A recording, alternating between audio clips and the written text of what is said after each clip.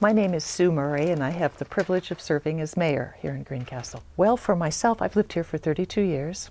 The residents who are here and who have been here any length of time don't know any different. 231 has been part of our lives, part of the reality that we have dealt with. And how do we feel about it? I would say that fairly regularly there are concerns addressed, and I think basically for two reasons. Number one, it's loud when you're downtown. Number two, we have two 90-degree turns, which is atypical. A lot of roads, that state highways that run through communities, usually run straight through the community. And granted, that can provide the same problems as we sometimes get from the noise and the congestion, but the two 90-degree turns are especially problematic for us. And the traffic going the other way, and that's what we hear about a lot. Hi, my name is Bob Trent. I've been living here since 1980. I came from Vietnam, and I like it's not really bad here in Greencastle. I've been living here since, and I like it. As far as traffic, it's not really bad at all. Yeah, truck and stuff, it's just fun. It's normal, you know, it's the main highway that everybody gonna be in traffic no matter where you go. I think that if there were to be a bypass, people can look at that two ways. If there were to be a truck route as opposed to just a complete bypass, people would probably be happier with something like that because they do rely on the fact that we do have people who come through our community, whether it's passing through potentially who are going to be interested and stop and take advantage of some of the offerings that we have, whether they be on the downtown historic district or elsewhere in the city. But would we like to see a rerouted truck route? I think that's probably something that people would all applaud. Complaints come from a variety of folks. Sometimes they come from downtown business owners, sometimes they come from residents, sometimes they come from somebody who's just trying to make a left-hand turn when trucks are trying to make a left-hand turn, so they get into conflict. How often?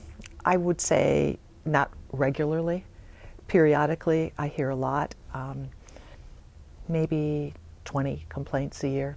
I mean, to quantify it, I think that's what we're talking about. Is it a topic of conversation? I think that's more of what we hear, that people talk about it, and they talk about how can we get the truck traffic off, and what can we do to make a difference in terms of our downtown, and being able to do more things outside comfortably, that kind of thing. So it's more of a matter of discussion and a wish than it is an ongoing complaint. My name is John Myers. I've been living at this address for about 26 years now. So the traffic doesn't really bother me, except about midnight or so when the ambulance goes by and they think they need to blow their siren while they're setting at the stoplight. There's a lot of traffic here, and there's quite often accidents at this intersection.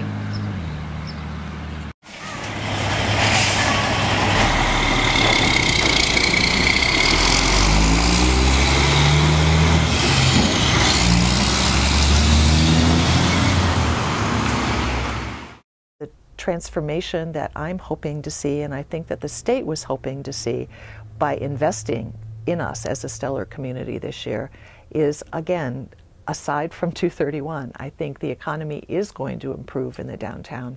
I think we're going to see more people looking at that as a good place to make an investment, even though there's truck traffic there. And we will all just diligently continue to petition and to continue to talk about what are the alternatives and how can we make some different things happen. On the other side of talking about 231, there's one thing that we can say most definitely is the state works hard to take care of their roads. And so we have a large section of our entrance and exit out of the community that is cared for by the state of Indiana. So that isn't an extra burden on our local tax dollars for patching and paving and upkeep of the roads and wintertime cleanup. So I think people feel that they are able to move safely, aside from the truck traffic, through the community on a good road that cuts through the middle. So there are some benefits that also come with 231 going through our community. Again, there are problems also inherent, but I think it would be remiss in not to say there are some benefits indeed that go with it.